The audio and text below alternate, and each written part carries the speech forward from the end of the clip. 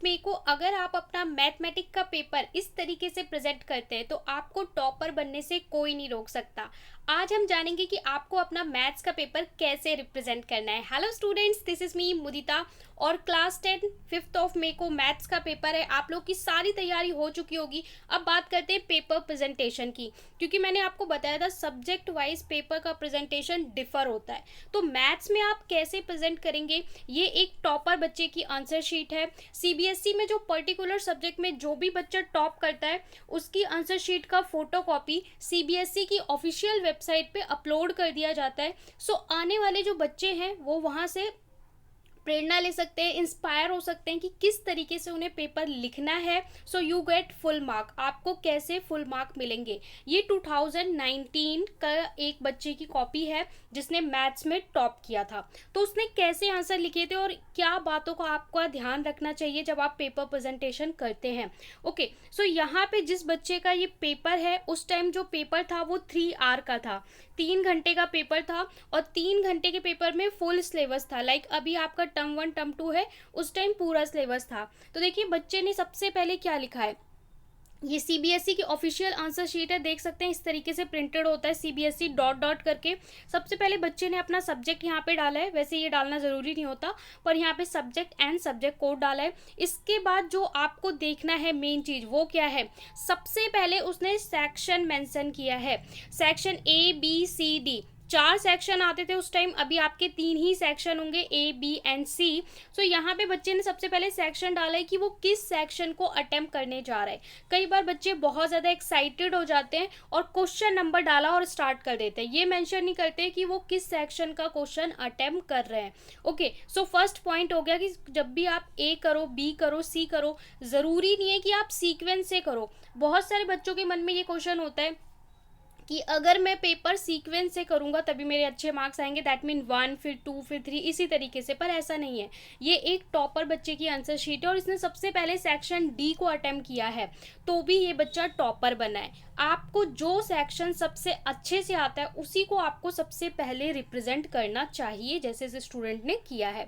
इसके बाद इसने क्वेश्चन नंबर डाला है तो आपको भी यहाँ पे पर्टिकुलर क्वेश्चन नंबर डालना है। अब आप ये डायग्राम देख के समझ सकते हैं ये क्वेश्चन भी बहुत इंपॉर्टेंट है और इस बार भी ये क्वेश्चन काफी इंपॉर्टेंट है। सरफेस एरिया एंड वॉल्यूम, यहाँ पे आपको एक दे रखा है क्यूबॉइड एंड एक हेमिस्फेयर, और इन दोनों को मिलाकर जो टोटल सरफेस एरिया एक टॉय का बनता है वो निकालने को बोला है। तो ये इस तरीके का क्वेश्चन काफी इंपॉर्टेंट भी होता है।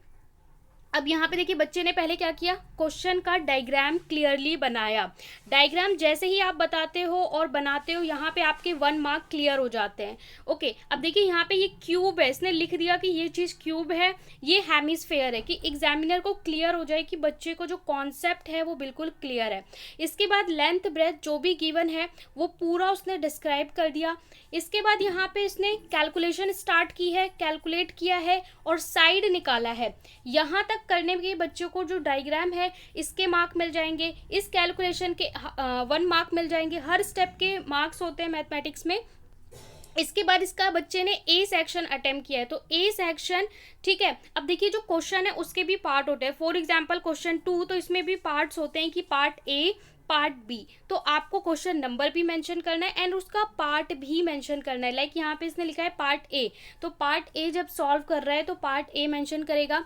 फॉर्मूला, अब देखिए ये जो फॉर्मूला है इस फॉर्मूले के भी आपके मार्क है। तो अगर आपको क्वेश्चन नहीं आता तो ऐसा नहीं आप छोड़ देंगे, उसका फॉर्मूला लिखेंगे, वैल्यू रखेंगे। वैल्यू रखने के बाद जब आपका पूरा कैलकुलेशन करके फाइनल आंसर आता है तो यहाँ के अलग मार्क होते हैं, फाइनल आंसर आने के अलग मार्क होते हैं। तो अगर आपको नहीं भी आता तो आप फॉर्मूला लिख के और कैलकुलेशन में वैल्यू पुट करके एटलीस्ट छोड़ सकते हैं, तो आपको कुछ मार्क्स मिल जाएंगे। आगे देखते हैं किस तरीके से किया। यहाँ पे देखिए एक पेज राइट होगा और एक लेफ्ट होगा, एक उल्टा होगा एक सीधा होगा। ओके, फिर यहाँ पे देखिए इस बच्चे का सेकंड क्वेश्चन है। अगेन यहाँ पे इसने अच्छे से बिल्कुल क्लियरली डायग्राम, देखिए कितने अच्छे से डायग्राम को क्लियरली डिफाइन कर रखा है। इसके बाद देखिए ये क्वेश्चन एक प्रूफ क्वेश्चन है, तो प्रूफ में देखिए किस तरीके से उसने लिखा है, सिमिलैरिटी का क्वेश्चन है। यहाँ पे वो जब भी लिख रहा है एक लाइन का गैप छोड़ रहा है, यानी एक प्रॉपर्टी को लगाने के बाद एक लाइन का गैप, फिर एक प्रॉपर्टी, फिर एक लाइन का गैप। इस तरीके से आपका जो पेपर है वो देखने में काफ़ी खूबसूरत लगता है, क्लियर लगता है, कोई कटिंग यहाँ पे नहीं की गई है। और यहाँ पे देखिए जैसे ही क्वेश्चन प्रूव होता है, जो फाइनल रिजल्ट है, फाइनल आंसर को उसने बॉक्स बना दिया है। आपको भी यही करना है, जो आपका फाइनल आंसर आता है उसको बॉक्स के अंदर पैक करना होता है। जो चीज़ वो आपसे बोल रहा है प्रूफ करने को, उसको लिख के फाइनल बॉक्स के अंदर डाल के, और देन आपको लास्ट में एक लाइन लिखनी होती है, ये लाइन, इसका भी आपका मार्क होता है हैंस प्रूफ। जो आपने पूछा है वो चीज़ हमने डिफाइन कर दी है, वो चीज़ हमने प्रूफ कर दी है। तो यहाँ पे क्या होता है, बच्चे ने फटाफट प्रूफ किया, रिजल्ट आ गया, और ये लाइन नहीं लिखते। लेकिन देयरफॉर दिस लाइन अगर आप लिखते हो तो आपको एक्स्ट्रा मार्क मिलता है। यही होता है पेपर प्रेजेंटेशन मैथमेटिक्स में। अब देखिए अगला क्वेश्चन है, ये आप लोग देख सकते हैं ट्रिग्नोमेट्री से। सो यहाँ पे बच्चे ने डायग्राम कितने अच्छे से बनाया है, क्योंकि अगर आपका हर एक डायग्राम का मार्क है, हर चीज़ का स्टेप बाय स्टेप मार्क है। ओके, अब यहाँ पे देखिए जो बच्चा है, टीचर वैसे ही पेपर देख के खुश हो जाएगा कि हाँ गिवन लिखा है बच्चे ने, टू प्रूव लिखा हुआ है। इसके बाद जहाँ पे ज़रूरत है बच्चे ने अंडरलाइन कर दिया है, सिंपल एक कलर के पेन का यूज़ किया है। पर आप इस बच्चे की पेपर प्रेजेंटेशन देख सकते हैं, कहीं पे भी कोई भी कटिंग नहीं की गई है, ठीक है, कहीं पे भी। और आपको थोड़ा सा अगर कहीं पे डार्क नज़र आ रहा है तो वो फोटो कॉपी की वजह से नज़र आ रहा है, कहीं पे भी कोई कटिंग नहीं है। अब यहाँ पे देखिए अगला क्वेश्चन है। सो यहाँ पे लेट अस एज्यूम, जो उन्होंने एज्यूम किया है। इसके बाद देखिए कैलकुलेशन एंड फाइनल आंसर, और जो भी फाइनल आंसर आएगा उसे बक्से में पैक किया जाएगा। इसके बाद देखिए कंस्ट्रक्शन का कैसे डायग्राम बनाना होता है। अब यहाँ पे स्टेटमेंट दी हुई है कि आपको ये कंस्ट्रक्ट करना है। जो आपका कंस्ट्रक्शन है 11.2, वहीं से आपके क्वेश्चन इस बार भी आ रहे हैं, इस बार भी ये चैप्टर आ रहा है। 11.1 से तो बहुत कम चांस है, 11.2 से ही क्वेश्चन ज़्यादा आते हैं। सो स्टेप ऑफ कंस्ट्रक्शन, देखिए बच्चे ने स्टेप ऑफ कंस्ट्रक्शन भी किस तरीके से पेपर का यूटिलाइजेशन किया है। यहाँ पे उसने बना दिया, तो ऐसा नहीं कि साइड की जगह को वो छोड़ देगा। स्टेप ऑफ कंस्ट्रक्शन उसने यहीं पे यूज़ कर लिया, यहीं पर लिख लिया है कि उसकी जो आंसर शीट है वो वेस्ट ना हो, कि पेजेस कम ना पड़े और उसको दोबारा से आंसर शीट लेने की ज़रूरत ना पड़े। अब इसको आप लोग देख सकते हैं, क्लियरली समझ में आ रहा है कि बच्चे ने सही डायग्राम बनाया है। अब देखिए जो सर्कल है, इसका रेडियस अराउंड 10 है और इसका 6 है, तो सर्कल में देखिए दोनों का साइज देख के ही पता चल रहा है कि अप्रॉक्स हाँ ये सही बना है। टेंजेंट इसने बच्चे ने ड्रॉ किया है, टेंजेंट तो बिल्कुल अच्छे से साफ सफाई से ड्रॉ किया है, बिल्कुल नज़र आ रहा है, टीचर को ज़्यादा चेक करने की ज़रूरत नहीं है। स्टेप ऑफ कंस्ट्रक्शन उसने लिख दिया है। और स्टेप ऑफ कंस्ट्रक्शन अगर आप नहीं लिखते हैं, देखिए therefore this is required tangent, अगर आप ये लाइन नहीं लिखते हैं, ये स्टेप ऑफ कंस्ट्रक्शन नहीं मिलते, तो आपको हाफ मार्क मिलेगा। केवल आपने ड्रॉ कर दिया और ये नहीं लिखा तो आपको हाफ मार्क ही दिया जाता है। इसके बाद अगेन एक प्रूफ वाला क्वेश्चन है, क्योंकि ये पूरा सिलेबस का पेपर था, तो यहाँ पे सारा सभी चैप्टर जो आपके टर्म 1 है वो भी इंक्लूडेड है। अब यहाँ पे देखिए सेक्शन सी, जब ये सेक्शन सी स्टार्ट करे, बच्चे ने पेपर रिवर्स स्टार्ट किया। सेक्शन डी जो 6 मार्क्स का होता था, इसके बाद सेक्शन सी इसने अटेम्प्ट किया जहाँ 4 मार्क के क्वेश्चन, फिर सेक्शन बी पे जाएगा जहाँ पे 2 मार्क के, एंड देन सेक्शन ए जहाँ पे 1 मार्क के। ऐसा बच्चे इसलिए करते हैं, स्मार्ट वर्क करते हैं, इसलिए करते हैं कि अगर उनका 1 मार्क के सेक्शन बी के क्वेश्चन छूटेंगे तो 1 मार्क वाले छूटेंगे, लेकिन जो सेक्शन सी या डी होता है वहाँ पे एक क्वेश्चन 6 मार्क का या 4 मार्क का है, तो वो क्वेश्चन नहीं छूटने चाहिए। इसलिए ये स्ट्रैटेजी को लगाते हुए बच्चे हमेशा मोर स्कोरिंग क्वेश्चन को पहले अटेम्प्ट करते हैं। पर आपको पेपर में ये ध्यान रखना है कि जो सेक्शन आपको ज़्यादा आता है आपको उसी सेक्शन को पहले करना है, फिर आपको दूसरे सेक्शन पे जाना है। अब देखिए आपका स्टैट्स का क्वेश्चन आ गया, मीन मीडियन मोड। यहाँ पे एक चीज़ आपको बहुत ज़्यादा ध्यान रखनी है, जब भी आपसे बोलेगा कि मीन कैलकुलेट करो या मीडियन कैलकुलेट करो या मोड कैलकुलेट करो, so you have to draw proper table.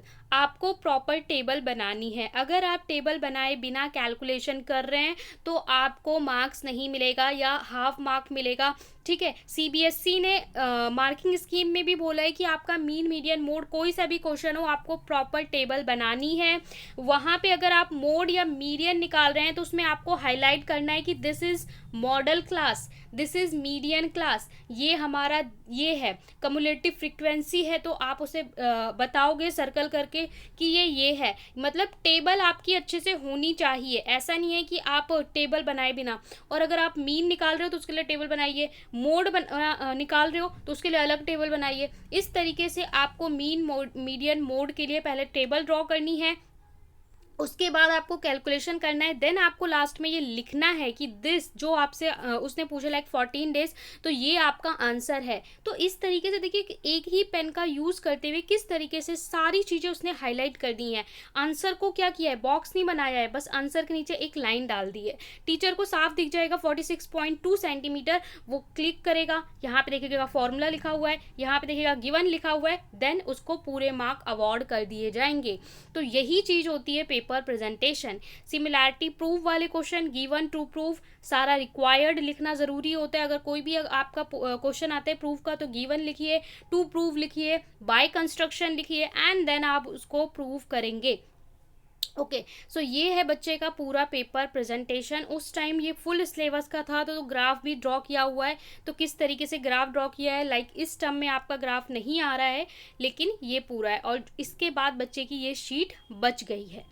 ठीक है, इसके बाद देखिए यहाँ पे आपका जो शीट है, आपको 45 पेजेस मिलते थे जब आपका 3 आवर का पेपर होता था। अभी 2 आवर का पेपर है, क्वेश्चन भी कम है, तो उसके अकॉर्डिंग आपको पेजेस दिए जाते होंगे। अब देखिए यहाँ पे आपका क्वेश्चन है ट्राइंगल से, सो यहाँ पे देख लें। जो भी आपको ध्यान रखना है, सेक्शन मेंशन करना है, क्वेश्चन नंबर मेंशन करना है, उसका पार्ट मेंशन करना है। जब आप कैलकुलेशन कर रहे हो तो उसका आंसर, फॉर्मूला, जब आपका फाइनल आंसर आता है उसको बॉक्स बना के लिखना है। ठीक है, इस तरीके से आपको पेपर प्रेजेंट करना है। अगर आप इस तरीके से पेपर प्रेजेंट करोगे तो आपको कोई भी नहीं रोक सकता टॉपर बनने से। सेक्शन बी, ये देखिए सेक्शन बी, और जो ये होता है ना कि मैंने क्वेश्चन 1 किया फिर मुझे 2 ही करना है, ऐसा कोई ज़रूरी नहीं है। आप सेक्शन बी उठाइए, और सेक्शन बी देखिए ना, इनका सेक्शन सी यहाँ पे ख़त्म हुआ तो इन्होंने यहाँ पे एक लाइन डाल दी। ये भी एक स्मार्ट और इंटेलिजेंस वर्क होता है कि आपका एक सेक्शन ख़त्म हुआ तो आप एक लाइन डाल दो, और यहाँ पे छोटा सा लिख दो सेक्शन बी, सेक्शन ए। अब इस सेक्शन के सारे क्वेश्चन आप यहीं पे करेंगे। क्वेश्चन नंबर आगे पीछे हो सकते हैं, प्रॉपर आप मेंशन कर दो, बस यहाँ पे एक लाइन डाल के और अगला सेक्शन स्टार्ट कर सकते हैं। अब देखिए यहाँ सेक्शन बी में 2 मार्क के क्वेश्चन होंगे, तो इन्होंने फटाफट कैसे, 2 मार्क के क्वेश्चन के लिए आपको ज़्यादा लेंथी कैलकुलेशन में जाना ही नहीं है, क्योंकि 2 मार्क के क्वेश्चन, आपके 2 मार्क के क्वेश्चन 3 to 4 लाइन में सॉल्व हो जाते हैं। ये आपका पैरेललोग्राम से है, यहाँ पे प्रूफ वाले क्वेश्चन है। ओके, और लास्ट में इस बच्चे ने क्या किया है, सेक्शन ए को सबसे लास्ट में किया है कि जो 1 मार्क के क्वेश्चन हैं वो सबसे आखिर में अटेम्प्ट किए हैं कि अगर इनका क्वेश्चन छूटता भी है तो वो क्या होगा, 1 मार्क का क्वेश्चन होगा, सो इन्हें कोई भी प्रॉब्लम नहीं होगी। ये देख सकते हैं लास्ट में किया है, और टीचर ने, और सभी आंसर्स का इन्होंने जब ये लास्ट में भी पहुंच रहे हैं तो देखिए तभी भी इनका बॉक्स बन रहा है। यानी बच्चे का ऐसा नहीं कि पेपर जब स्टार्ट हो रहा है तो बहुत सजा के लिख रहे हैं और पेपर के जब एंड में पहुंच रहे हैं तो पूरा खिचड़ी पका दिया।